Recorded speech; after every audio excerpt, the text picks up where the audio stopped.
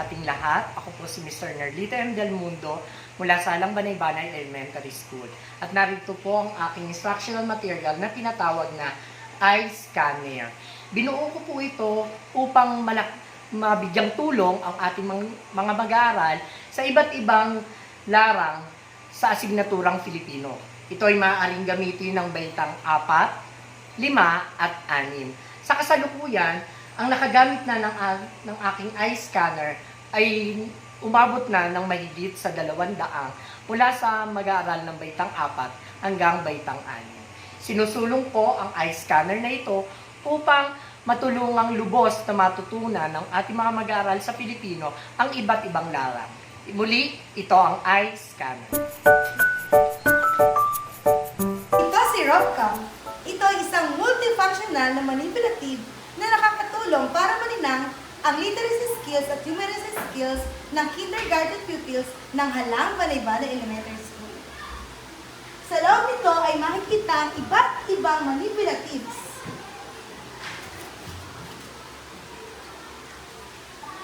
At sa likod naman nito ay makikita ang isang tablet na ginagamit namin sa interactive games at online activities.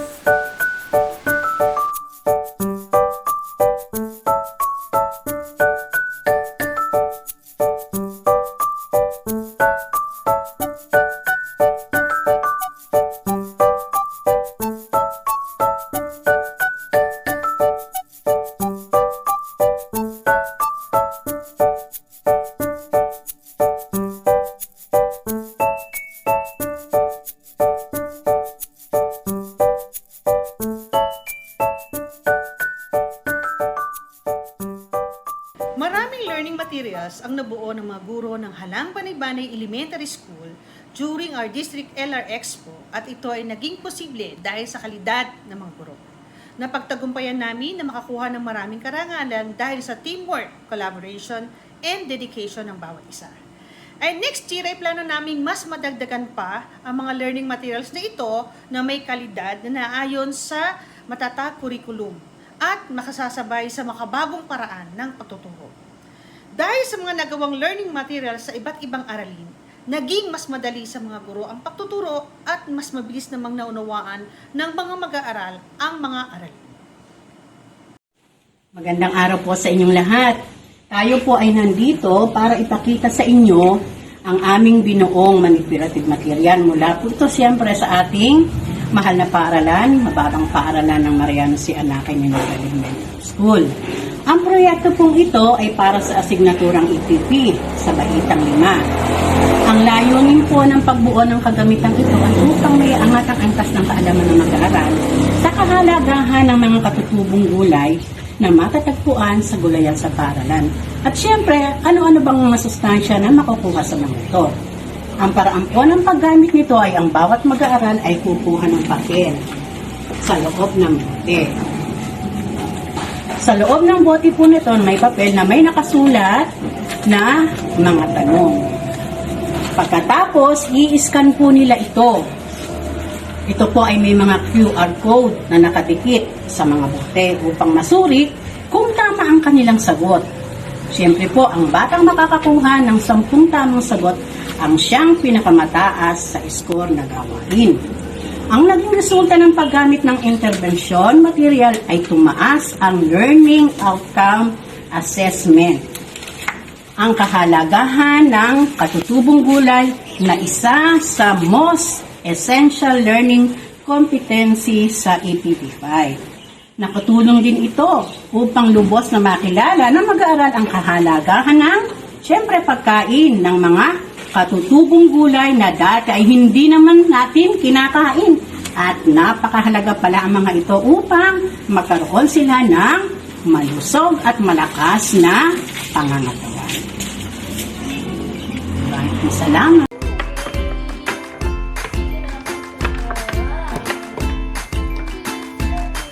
Hi po, ako po si Teacher Laila ng Maritim Elementary School at ang ginawa ko pong manipulative materials na ito ay tinatawag na spell against the words, na kung saan kinakailangan ng 4 na player upang sa ganon ay isagawa yung activity na ito.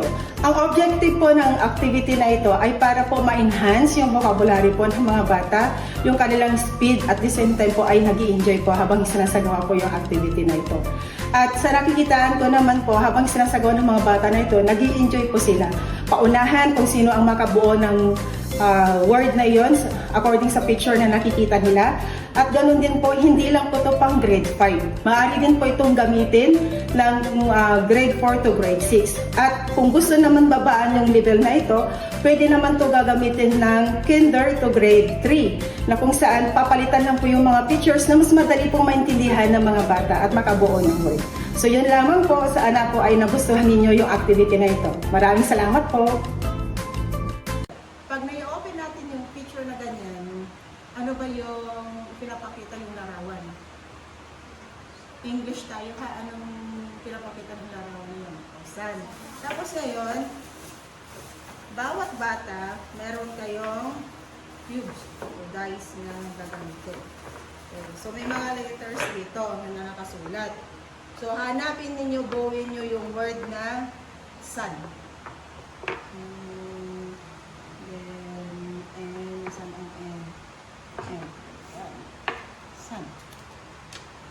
Ha? Gets nga? So, ganun yung gagawin para kumbaga yung spelling natin, yung word, same time.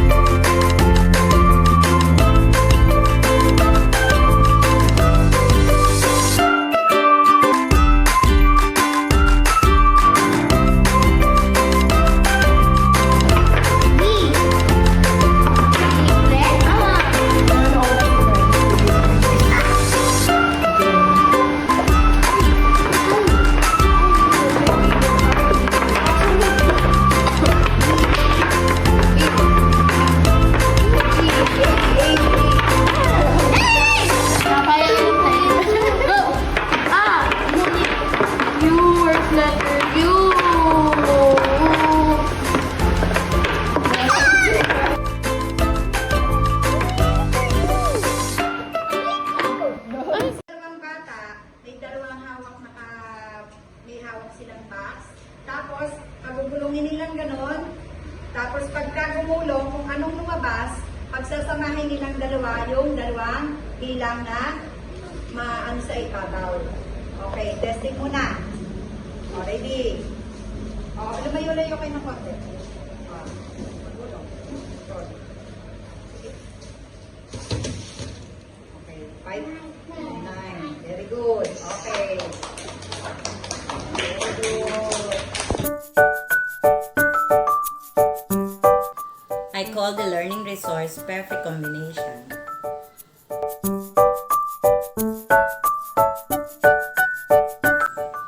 This is intended for grades 4 to 6 pupils during mathematics time.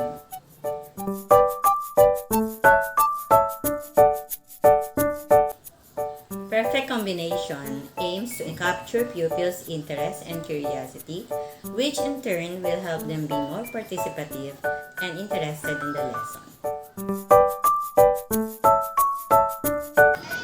This manipulative is in the form of matching type activity, wherein the pupils will be asked to match the items in column A with those in column B. Once a pupil answers correctly, the bulb lights up. Otherwise, no trace occurs.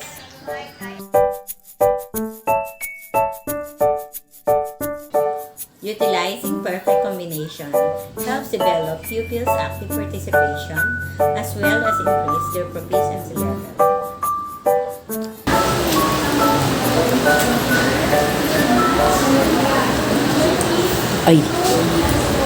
I really enjoyed our lesson because I got an opportunity to answer and participate.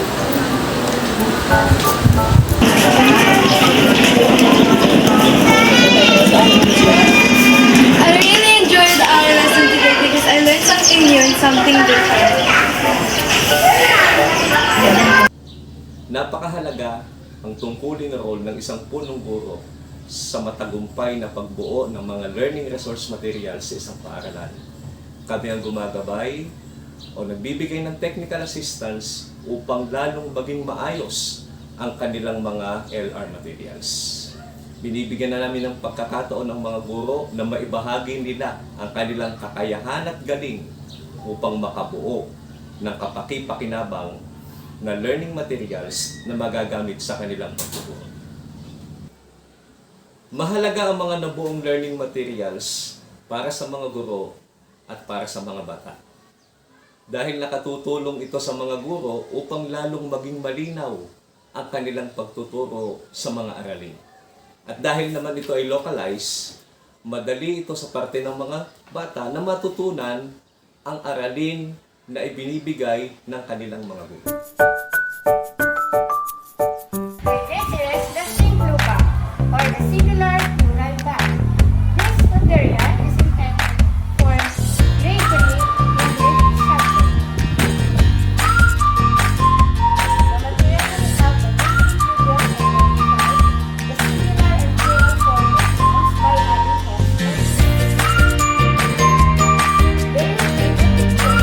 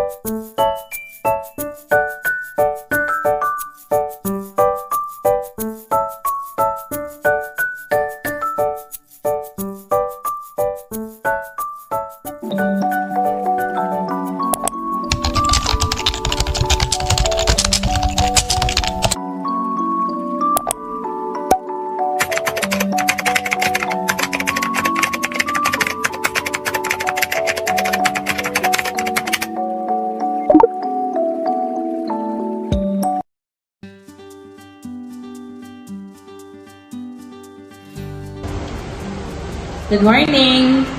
Ang aming pong material sa araw na ito ay pinamagatan pong educational pabitin. So balikan po muna natin yung salitang pabitin na kung saan ginagamit po ito sa mga kaarawan ng batang may edad na 1 taon at 7 taon. Kaya naman, sa aming paaralan, ginamit po namin ang pabitin sa pamagat na educational pabitin grab and go.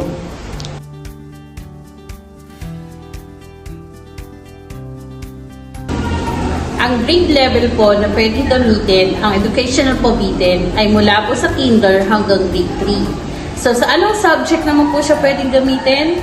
Pwede po siyang gamitin sa AP, ESP, Filipino, MPB at English. Pero sa amin po, ginamit ko po ito sa subject na English.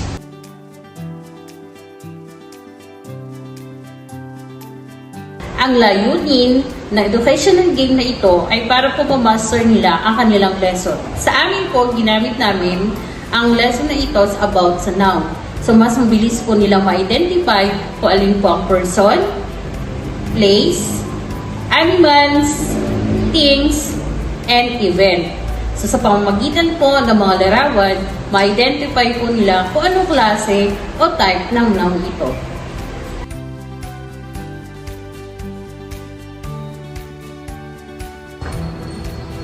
Paano gamitin ang educational game na ito? So una, ginamit po namin ito sa subject na English at sa ikalawang baitang. Paano gamitin ang educational game na ito? So makikita nyo sa video na ito, ang mga bata ay kanya-kanyang kumukuha ng mga larawan. Pagkatapos, i-identify nila ang mga bawat larawan sa person, place, things, events, at animals. Paano gamitin ang educational game na ito? So una, ginamit po namin ito sa subject na English at sa ikalawang baitang. Paano gamitin ang educational game na ito?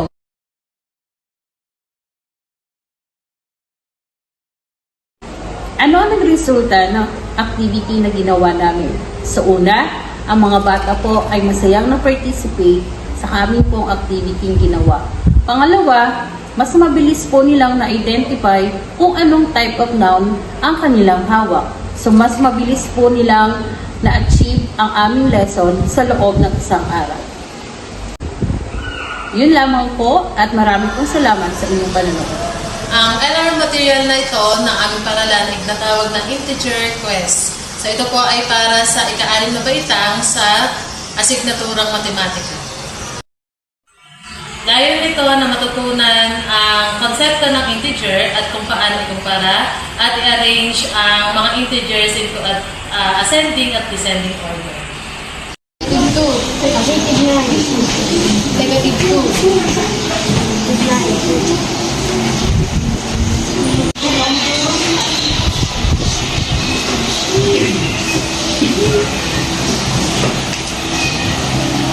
1.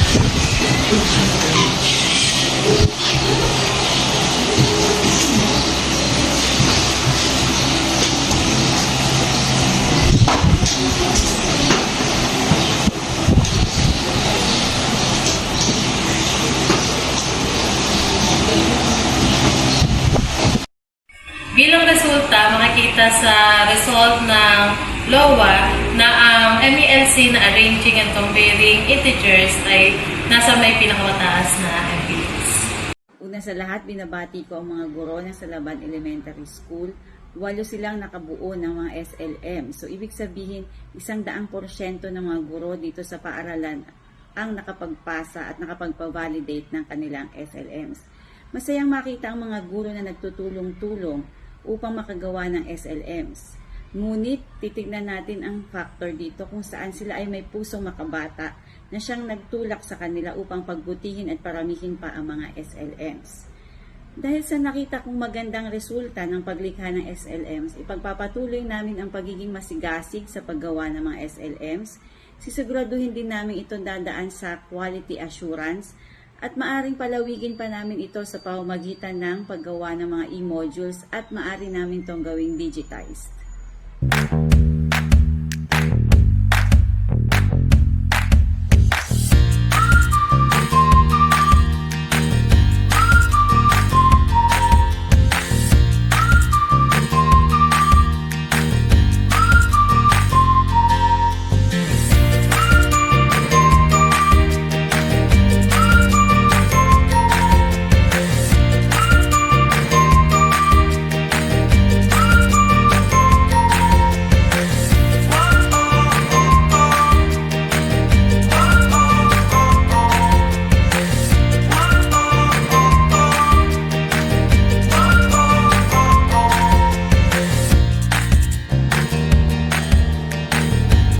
Ang Barako Techno Hub ay isang malikhaing teknolohiya ng pagkolekta ng mga learning resources mula sa mga gurong manunulat at manilikha ng 10 paaralang elementarya ng Amadeo patungo sa isang hub.